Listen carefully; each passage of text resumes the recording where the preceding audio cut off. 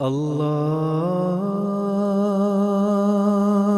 اکبر اللہ اکبر اللہ اکبر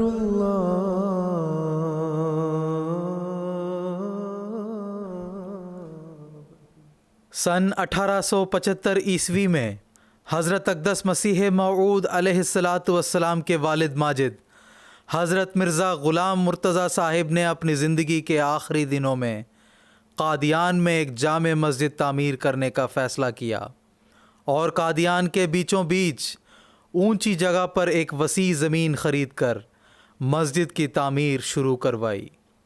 اس مسجد کا نام مسجد اقصی رکھا گیا۔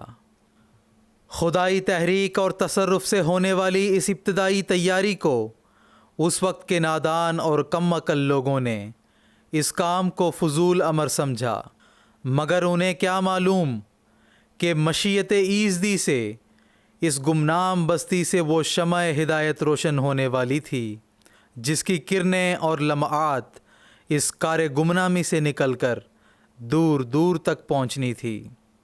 مسجد اقصی سن 1875 عیسوی کے آخری دنوں میں تعمیر ہونی شروع ہوئی اور جون سن 1876 عیسوی میں پائے تکمیل کو پہنچی۔ مسجد کا کام تقریباً پورا ہو چکا تھا کہ آپ علیہ السلام کے والد ماجد کی وفات ہوئی۔ حضرت اقدس مسیح موعود علیہ السلام بیان فرماتے ہیں کہ آپ کے والد صاحب نے یہ وصیت کی تھی کہ مسجد کے ایک گوشے میں میری قبر ہو تا خدائے واحد کا نام میرے کانوں میں پڑتا رہے۔ کیا عجب کہ یہی ذریعہ مغفرت ہو۔ چنانچہ آپ کی وصیت کے مطابق آپ کے والد صاحب کی تدفین مسجد اقصی کے صحن کے اسی گوشے میں جہاں انہوں نے کھڑے ہو کر نشان کیا تھا عمل میں آئی۔ جب قادیان میں یہ مسجد اقصی تعمیر ہوئی تو یہ ایک عالی شان مسجد تھی۔ مسجد اقصی کا گنبد بھی مغلیہ طرز کی تعمیر کا تھا، ساتھ اس کے ہر کونے میں 4 مینار تھے جو اس کی خوبصورتی میں اضافہ کر رہے تھے۔ اس مسجد میں کم و بیش 200 آدمی باجماعت نماز ادا کر سکتے تھے۔ سن 1889 میں جماعت احمدیہ کا قیام ہوا تو لوگ کثرت سے قادیان آنے لگے اور یہ مسجد نمازیوں کے لیے تنگ ہونے لگی۔ چنانچہ سن 1900 عیسوی میں مسجد کا صحن مشرق کی طرف اس قدر وسیع کرنے کی ضرورت محسوس ہوئی کہ حضور کے والد ماجد کی قبر مسجد کے صحن میں آ گئی۔ حضرت اقدس مسیح موعود علیہ السلام کے دور میں اس پہلی توسیع سے مسجد میں 2000 نمازیوں کے لیے جگہ میسر آ گئی اور سن 1910 عیسوی تک یہ مسجد اسی حالت میں رہی۔ اسی مسجد کے صحن میں منارۃ المسیح واقع ہے جس کی بنیاد حضرت اقدس مسیح موعود علیہ السلام کے زمانے میں رکھی گئی، جس کی تعمیر خلافت ثانیہ میں پائے تکمیل کو پہنچی۔ مسجد اقصی قادیان کی بہت سی خصوصیات میں سے ایک یہ ہے کہ حضرت مسیح موعود علیہ السلام اسی مسجد میں 5 وقتہ نمازیں ادا کیا کرتے تھے۔ خاص طور پر مسجد مبارک کی تعمیر سے قبل آپ علیہ السلام اسی مسجد میں نمازیں ادا کیا کرتے تھے اور ذکر الہی میں مشغول رہا کرتے تھے۔ مسجد اقصی قادیان کو یہ شرف بھی حاصل ہے کہ اس مسجد کے قدیمی حصے کے درمیانی محراب میں حضور علیہ السلام نے 11 اپریل سن 1900 عیسوی کو عید الاضحیٰ کے موقع پر عربی زبان میں فی البدیع خطبہ عید ارشاد فرمایا، جو خطبہ الہامیہ کے نام سے موسوم ہے۔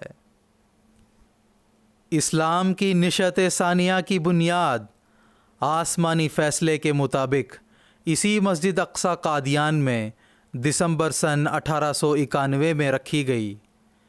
یہ ایک تاریخ ساز موقع تھا جب سب سے پہلا جماعت احمدیہ کا تاریخی اجتماع اور پہلے سالانہ جلسہ کا آغاز اسی مسجد سے ہوا۔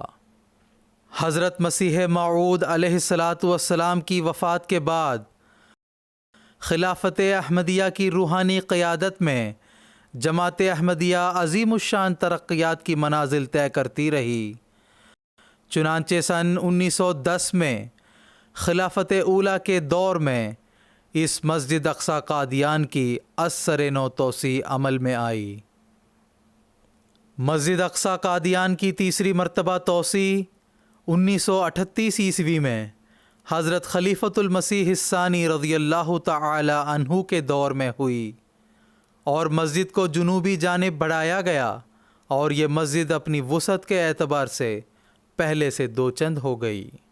7 جنوری سن 1938 عیسوی کو اس مسجد میں سیدنا حضرت خلیفۃ المسیح الثانی رضی اللہ تعالی عنہ نے خطبہ جمعہ ارشاد فرمانے کے لیے پہلی بار لاؤڈ سپیکر کا استعمال فرمایا، اور یہ تاریخ ساز واقعہ بھی اسی مسجد میں رونما ہوا۔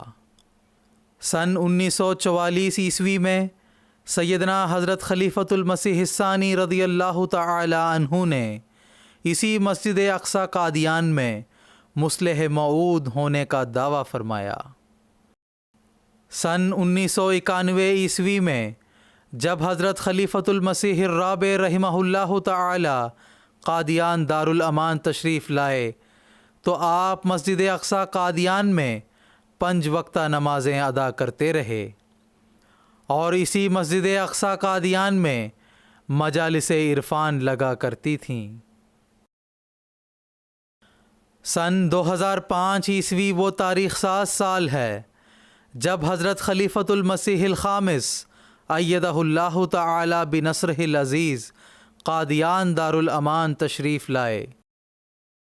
اس موقع پر حضور انور ایدہ اللہ تعالی بنصرہ العزیز نے 16 دسمبر سن 2005 عیسوی بروز جمعۃ المبارک اپنا خطبہ جمعہ اسی مسجد سے ارشاد فرمایا، جو MTA کے ذریعے براہ راست نشر کیا گیا، اور یہ پہلا موقع تھا کہ قادیان دارالامان سے خلیفۃ المسیح کا خطبہ براہ راست نشر کیا جا رہا تھا اور پوری دنیا میں مشاہدہ کیا جا رہا تھا۔